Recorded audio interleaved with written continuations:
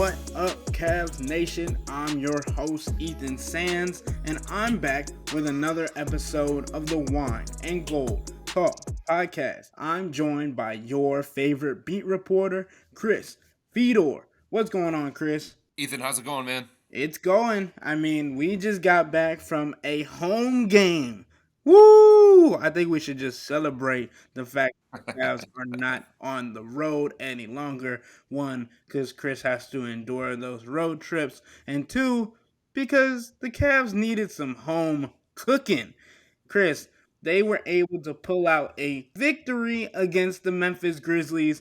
And let's preface this with the fact that the Memphis Grizzlies had 12 players out tonight. They had 8 total players available. This was supposed to be a cakewalk to begin with because the Cavs are in playoff contention and the Memphis Grizzlies are already eliminated from the playoffs. But this game was up in the air up until after halftime. The Memphis Grizzlies went into halftime with a 3-point lead, and then the Cavs just turned it around. But Chris, before we go into how they changed the tide of the game, we have to do what we have to do. Looking back at how ugly the first half was for the Cavs. What went wrong, Chris? Oh, the offense was terrible. Are you kidding me? They shot 36% from the field. They had an offensive rating of like 101. And aside from Donovan Mitchell, nobody could really get it going on the offensive end of the floor. Darius wasn't really setting up his teammates. When he was setting up his teammates, they weren't knocking down the shots. Darius was struggling with his own shot. Jarrett Allen was missing chippies around the basket. It seemed like he was trying to initiate contact and get a whistle rather than playing through the contact and finishing through contact. Evan Mobley kept fumbling the ball away. There was really no lift from the Cavs bench in the first half either. So to me, when things go wrong for this team, it is primarily an offensive issue. It doesn't mean every single game it's going to be offense, but for a majority of it, it's going to be an offensive issue. And they weren't good enough offensively in the first half against the Grizzlies, and Memphis certainly took advantage of that. I also do think there was a little bit of a hangover effect with the Cavs coming back from a 5-game road trip, playing against a team that had 12 players listed on the injury report and only 8 guys in uniform. There was probably a little natural letdown at the beginning of the game, but the Cavs showed just how good they can be, especially against lesser competition, in the second half. It was a very, very good all-around second half, complete performance for the team in the second half, and they deserve a lot of credit for figuring out the things that went wrong in the first half, making the necessary corrections, and coming away with a pretty decisive victory. After the midway point of the third quarter, it was pretty much in hand for the Cavs. So, Chris, before we get into the good things that the Cavs were able to do today, I think we have to do justice by talking about what went wrong. And obviously, the offense, as you mentioned, was bad, but the turnovers, my goodness, it just felt like the teams were going back and forth, competing to figure out who could have the worst turnover in the game.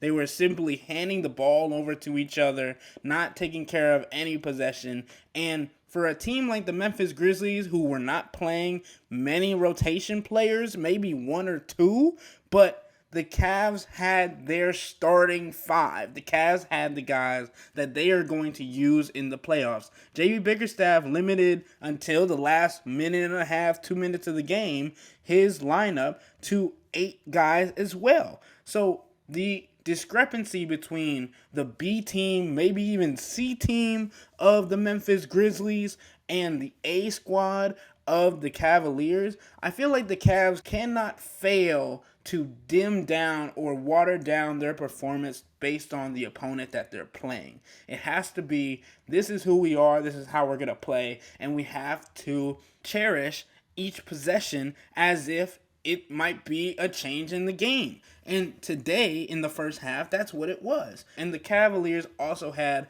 a lot of different highlight plays come against them in Memphis. This was around the entire game, not just the first half. We saw guys getting dropped. We saw guys getting dunked on. And obviously, the Cavs retaliated and had some of those of their own. But we understand how big a highlight play like that can change the momentum for a team, Chris. And the Grizzlies, one that should not have even been in this game from the beginning, were feeding off of that. There's a guy that I want to mention for the Grizzlies. I don't know if a lot of people know him. Jake LaRavia. Jake was 6 for 6 in the first half from 3-point range. And this guy is not somebody that the Cavs are used to facing because the Grizzlies rarely play him anyway. He's 6'7", 235 pounds, and he finished the game just 3 rebounds shy of what Jared Allen had and only 5 rebounds shy of what Evan Mobley had, both 7-footers. So there's obviously room to grow for the Cavs, but I think I've talked a little bit too much about what they've done negatively. Chris, did you have anything you wanted to add on that front before we get into the good of what we saw from the Cavs today? No, because I don't think you have to be overreactionary based on a bad half of basketball when it was largely an offensive issue for this team. Yeah, you talked about LaRavia hitting all of those threes, and you talked about Memphis and some of their highlight reel moments, whatever. Those things happen throughout the course of a game. The Cavs in the first half tonight against Memphis had a defensive rating of 108.5. That's the equivalent of the second best defense in the entire NBA. That's fine. That's fine. Offensively, 102.1. You can't continue to have those lulls offensively if you're a team like the Cavs, because not every night is going to be a game against the Memphis Grizzlies. Not every night is going to be a game coming up Sunday against the Charlotte Hornets where you can overcome that long stretch of bad, non-productive offense and still have enough time to turn it around. You know what I mean? The Cavs have to find a little bit more consistency on a possession-to-possession basis, a quarter-to-quarter basis, a half-to-half basis, a game-to-game basis on the offensive end of the floor. And once they start finding that, then I think you'll see them play with a little bit more confidence. I think you'll see them play with a little bit more swagger. I think you'll see them feel better about where they are going into the postseason. But this is a group, Ethan, that understands the primary reason for all the other things that everybody wanted to talk about in that series against the Knicks last April. The primary reason why it was a non-competitive series is because the Cavs had the worst offense in the entire playoffs. Yeah, Chris, and you mentioned confidence, and I want to get into that a little bit because Darius Garland is somebody that I've noticed that he levels up his play to guys that are playing at a higher level, or he plays at a higher level when he's competing against guys he knows. And I talked to him after the game a little bit about talking smack with guys that he knows or talking smack just in general. And even though he said that he doesn't necessarily change his game against the players that he knows, he definitely knows that there is more freedom to talk to them. I think subconsciously, his play elevates because he wants to compete against his friends and want to be able to have that ability to talk smack even in the offseason after the games are over. And I think that's another thing when it comes to confidence. Having bragging rights, having something to talk about. We've seen George Niang, he hit 1 3-pointer and ran back and screaming boom and doing his celebrations and talking to the crowd. And that's who he is. And that's who he always is going to be. The conversations that I had with Darius and George after the game, they were talking about how they used to talk trash to each other when they played against each other. And now they're on the same team and now they got to find somebody else to talk to or talk about. And it's really funny just to see the dynamic of Darius Garland, someone who plays with joy, who plays with a competitive spirit. And when he has both of those at an all-time high, his game elevates to a new level. What do you think about that, Chris? Well, who are you alluding to that he knew on the Grizzlies? Aside from Lamar Stevens, there's no way Darius knew anybody. No, so he knew Lamar Stevens. Obviously, he played with him, but it's not like he knows Gigi Jackson. It's not like he has a relationship with Scottie Pippen Jr. Look at these guys that were playing for the Memphis Grizzlies. They were all with the Memphis Hustle earlier this year. Right, but I'm saying, so Darius did a little showmanship after a driving layup with Lamar Stevens, who he actually pushed the ball into Lamar Stevens' chest in the first quarter. And then even though he didn't know Gigi Jackson, they were both jarring back and forth with each other. And it was a friendly fire after Gigi Jackson had got a bucket on Darius, and then Darius hit a sidestep three on Gigi, and they were talking on the way back down the court about, oh yeah, we got each other, yada yada yada. That's good competitive basketball. And that was at the end of the third quarter. And Darius hit another three in the fourth quarter, and then tallied 5 assists in the fourth quarter, which was more assists than he had in the entire game. So I think that could have had something to do with lighting a fire under Darius and just wanting him to play at a different speed, at a different level. Well, Darius is at his best when he plays with joy, when he has fun, when he's not feeling the pressure. And it's been hard for him throughout the course of this year, Ethan, to play with that same kind of joy because he's been dealing with things off the court. He's been battling injuries. He's been frustrated with his own play. He's had some personal things that he's been dealing with. The loss of his grandma was something that has been weighing heavily on him, and it affected him at the time. It's still affecting him. It's still affecting other members of his family. So I think what Darius brings to this team, what he can bring to this team behind the scenes, is a playfulness, a joyfulness, an ability to keep the mood a little bit light.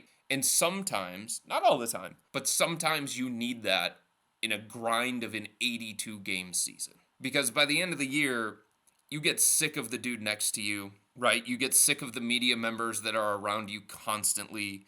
You probably get sick of JB Bickerstaff and the other members of the coaching staff. Their voice wears thin on you.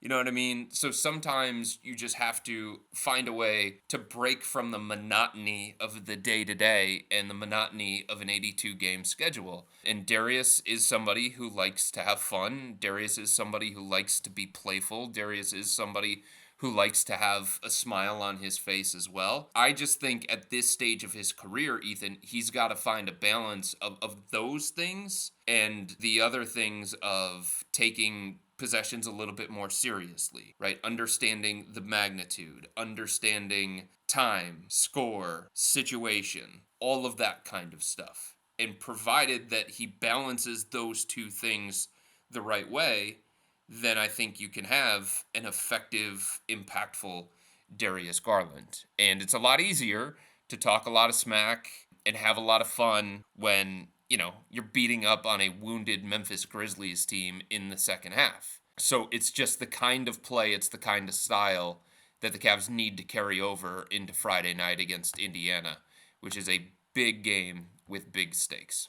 Yeah, and before we move on to that, because obviously that's the next topic, is what's going on in the league and all of those things, I just wanted to reference Darius Garland's performance against the Philadelphia 76ers when he was tasked with guarding Tyrese Maxey the last time they were in Cleveland. And that was a matchup that we weren't expecting Darius Garland to take that challenge on defensively, because he knew that he wasn't playing up to his caliber defensively. But knowing that it was Maxey, knowing that it was a guy that he could potentially see in the playoffs, he stepped his game up. And that competitive spirit is something that we're going to have to see from Darius more often. Obviously, he had back-to-back games with 5 steals, and today he was also getting active on the defensive end as well. He had a block, which is something we don't see from a guy of his stature. But even though he was moving around defensively and getting those things, it's important for Darius to try and up his game and just have as much fun and have as much competitive spirit on both ends of the floor.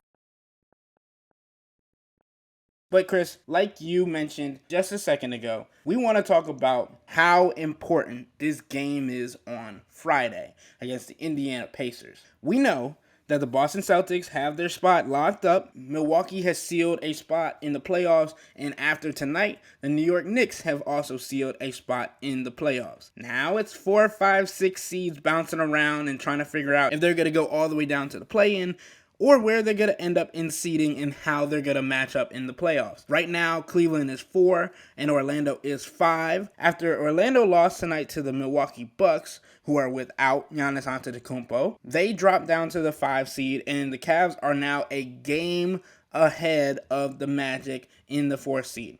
They're actually only a half game behind the Knicks in the 3rd seed. But the Pacers, who the Cavs play on Friday, are in the 6th seed and only a game behind the Cavs. So it's a huge game for a team that they could potentially match up with in the playoffs, and just a measuring stick to see where this Cavs team is against another playoff contending team, dealing with all the injuries that they are, and reacclimating Donovan Mitchell and seeing where he is at this time. Chris, the importance of this game cannot be overstated. What are your thoughts going into Friday's matchup? Yeah, it goes way beyond that to me, honestly. If the Cavs win against the Pacers, they get the tiebreaker over the Pacers. They lock themselves into a top 5 spot in the Eastern Conference. And given the way that things are shaking out currently, that could allow them to avoid the New York Knicks in a first round series. And it's also a situation where it could allow the Cavs to potentially run the table because the Sunday game to cap off the regular season is against Charlotte.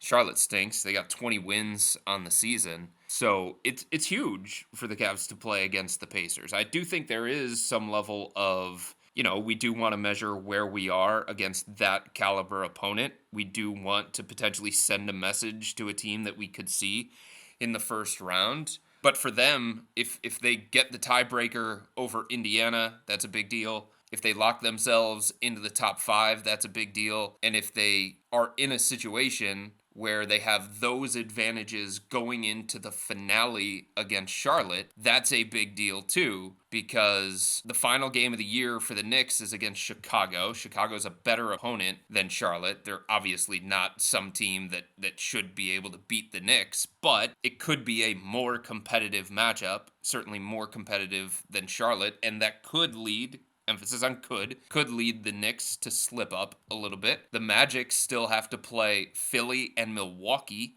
to finish out the season. It feels like tonight against Memphis started to give the Cavs a little bit of an opportunity to exhale after what was a pretty bad month to start and what was a pretty bad stretch and what had them kind of going down the standings. And then if they beat Indiana, then all of a sudden they're more in the Eastern Conference driver's seat in some of the more doomsday type scenarios of dangerous seeding situations or losing out on home court advantage. It feels like those kind of go to the back burner and aren't as possible as what they felt like they would have been coming off the road trip where they just went 1-4 and they dropped to the 5th seed in the Eastern Conference. So I do think the game against Indiana is awfully significant as an April matchup can be. Yeah, Kristen, I mean, confidence is a big thing. We've talked about that a whole lot. And confidence going up against a playoff competitor and knowing that this team is someone that they could play in the postseason, it weighs on you. I think the Cavs understand how much gravity this game holds, not even in the standings, but for how their mindset is going to be set going into the playoffs. And earlier today, Basketball Reference said that there's a high probability of the Cavs playing the Magic in the first round. So we understand that they have a high-paced offense. We know that they have a really stellar defense, especially as of late. The Indiana Pacers are a run-and-gun team who like to get out in transition. So this can not only help them prepare for a matchup against the Pacers, but also an even higher probability game against the Magic. And I want to kind of get into that scenario a little bit more too, because obviously we just saw that the Magic lost to the Bucks today. They have the 76ers and then the Bucks again, that last game being in Orlando. I think the Cavs can learn a lot from these games as well, just watching from the side. And I know you and I have both seen Donovan Mitchell come into the locker room post-game, watching different games, and even before getting into film and stuff like that, just being intrigued of how teams are playing and going on about their business. So watching the Magic and getting into the game against the Pacers will be interesting for them to see, and also just game plan, because there's so many different things that the Cavs could do and might change depending on who they have in the playoffs or what rotations they want to use going into that postseason. Here's the other reason why Friday's so big. So Indiana has Cleveland and Atlanta left. And Atlanta, everybody knows, has been up and down throughout the course of the season. So, hypothetically, if the Pacers were to win Friday, that would give them 47 wins, and then a win in the finale would give them 48, plus a tiebreaker over the Cavs. The only thing that the Cavs could do for the remainder of the season would be beat Charlotte and get to 48 wins. But again, Indiana would have the tiebreaker over them. And then you start talking about what that could potentially mean in other first round matchups, what that could mean in seeding, what that could mean when it comes to the Cavs and the Philadelphia 76ers potentially. And there are so many different scenarios that remain in play that for the Cavs, it's about how do we best control our own destiny, right? How do we best position ourselves to have the most success possible going into the playoffs and then once we get into the playoffs. And I think it would be very beneficial for them to win these final 2 games and just potentially get to the 3 seed if they can find a way to the 3 seed or stay in the 4-5. And I say that unless the 76ers find a way to get to the 6th seed. Because then if the 76ers get to the 6th seed and the Cavs are the 3 seed, whoo boy, that's not the greatest matchup for them either. So I just think it's going to be fascinating to see it play out. But a win against the Pacers means Cavs can kind of potentially game the system a little bit in the final game of the regular season, and they can kind of figure out, okay, this is where we stand. These are the tiebreakers. This would be the best thing for us. That stuff happens in the NBA. And it would be interesting to see how the Cavs would play that. Let's just put it that way. 100%. The only team that we haven't talked about yet that's still in the playoff mix, potentially getting into the 6th seed, is the Miami Heat. Oh, they stink right now. Are they going to get there? Let's see. Hold on. Oh, they got Toronto, 2 in a row against Toronto. So win both of those. Let's do the math. Win both of those, 46. Yeah, they would need a lot of help from the teams in front of them, though. I mean, Pacers lose both to the Cavs and the Hawks. And then the 76ers only win 1 game in their last one. They lose to the Magic and beat the Nets. Like I said, they need some help. Yeah, I mean, I think everybody needs help from other teams right now, depending on what you want to happen in these last couple of games. But yeah, they're at home in both of these contests against Toronto. And obviously, we know Toronto stinks. But more importantly, the Miami Heat killer at home. They're also the team that there's a level of understanding that even though there's been inconsistency, even though everybody's been waiting for them to turn the corner and figure it out, and it just hasn't happened, even though they're basically playing 500 basketball down the stretch over this last week, there is an understanding that that's the kind of team, and we've talked about this before, that when the playoffs roll around, opponents don't want to see them. There's a level that they understand that they have to get to, that they're capable of getting to. That's the other thing. It's one thing to understand that level. It's another thing to know how to get to that level and be capable of getting to that level. And with Tyler Hero back, that gives them more of a scoring punch. With Jimmy Butler in the playoffs, we all know how dangerous he is. Bam Adebayo and the havoc that he can wreak. Obviously, Eric Spoelstra as a coach. So even though we're talking about Miami right now in a sense of an underachieving regular season team, boy, that would be a tough matchup for whoever gets the 2 seed or the 1 seed, or if Miami gets all the help that they would need to climb up the standings. So would never count them out, despite the fact that I'm talking negatively about them right now, because they just continue to middle around and just not make up the ground that a lot of people thought they were going to make up in this last stretch.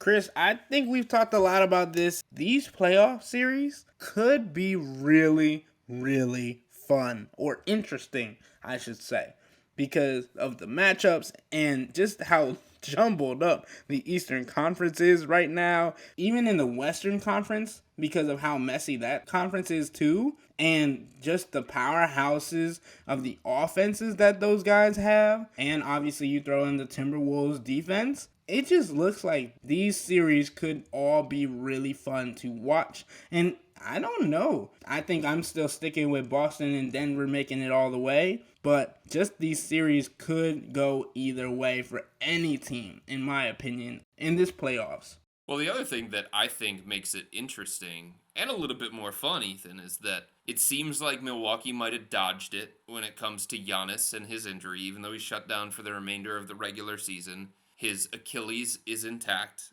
Calf strains are tricky. They linger. They reoccur sometimes. But avoiding the Achilles means that We're probably going to see Giannis in the playoffs for the Bucks. We're going to see the Bucks closer to full strength. OG Anunoby is back in the lineup for the Knicks, making them a more complete, more formidable opponent.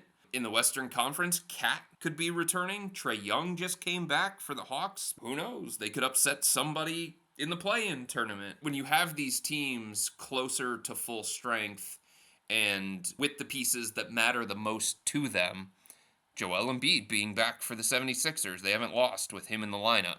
That makes it more fun. And with the Cavs tonight, we saw a glimpse of the old Donovan. I wouldn't say that he's back, but he was moving better. He was a little bit more explosive. He made more of a commitment to try and get to the basket. He was able to change directions a little bit better. So he's starting to understand what kinds of things he can do, what kinds of things he can't do. He understands how his knee is going to respond to certain movements. He understands how to play through the pain of this particular injury. He's learning all those things as he goes, while at the same time resting and recovering, while at the same time building back his confidence, while at the same time getting back into a basketball rhythm ahead of the playoffs. So for the Cavs, the biggest thing that happened tonight was Donovan moved more like the Donovan before the All-Star break. Again, not back. There are still certain instances where you can tell that he's laboring a little bit, that he isn't himself. He's not 100%, let's put it that way. But Donovan getting closer and closer to 100% changes the equation for the Cavs. It changes the status quo, and it certainly gives them a better shot of making a deep playoff run. And because of the way that Donovan played, one of his best performances since the All-Star break, I don't think there's as much of a feeling of, well, it doesn't really matter for the Cavs what seed they get. It doesn't really matter for the Cavs what team they match up with, because Donovan's not right anyway. Donovan's more right, and there's a little bit more of a feeling that he could get back to that level. And when he gets back to that level, we have seen the Cavs be a more formidable opponent. We have seen the Cavs compete against some of the top teams in the Eastern Conference. And this just in. The Suns had a horribly late game today, and they just finished beating the Clippers. And that means not only are they still in the 7th seed, but only half a game behind New Orleans for the 6th seed, but that means that the Lakers and Golden State are now locked into the play-in tournament. It's going to be a bonanza. I saw a stat the other day too, Ethan, that no team from the 10 spot since the play-in tournament was introduced has gone on to make the playoffs. That's nutty. I mean, it's a tough road, right? You got to win 2 games in a short span, and then, you know, in the case of what the Warriors would have to go against, one could be against the Lakers, the other one could be against the Suns. That's not ideal in terms of trying to work your way into the playoffs. So yeah, I mean, that's really, really interesting that history is going against the Warriors right now. The Warriors could change that. They've got 3 games remaining, but right now they're the 10 seed. And no 10 seed has ever gotten, if I read the stat correctly, no 10 seed has ever gotten into the playoffs since the play-in tournament. So that could mean that LeBron might have to do that if they bump down to the 10 seed. If there's one thing we know about LeBron, he loves to rewrite history. Woo-wee! And the other thing that I know that is certified in the Western Conference is that the Clippers and the Mavericks are going to play in the first round, and that's going to be fun. Kyrie and Luka versus the 3-headed snake that is Paul George, and Kawhi Leonard if he's able to go, and goodness, James Harden with Russell Westbrook on the bench. Yikes. Nasty work. And one team's going to have to play defense, so we'll see. I mean, how many times are those 2 teams going to match up in the playoffs? Too many, I guess. I mean, this version of Luka, ooh boy. Clippers, Ty Lue, they're going to have their hands full, and there's no doubt about that. All right, Chris, I think we've touched on just about everything. So, With all that being said, that'll wrap up today's episode of the Wine and Gold Talk podcast. Remember to become a Cavs insider and interact with Chris and me by subscribing to Subtext. Sign up for a 14-day free trial or visit cleveland.com/Cavs and click on the blue bar at the top of the page. If you don't like it, that's fine. All you have to do is text the word STOP. It's easy, but we can tell you that the people who sign up stick around because this is the best way to get insider coverage on the Cavs from me and Chris. This isn't just our podcast, it's your podcast, and the only way to have your voice heard is through Subtext. Y'all be safe. We out.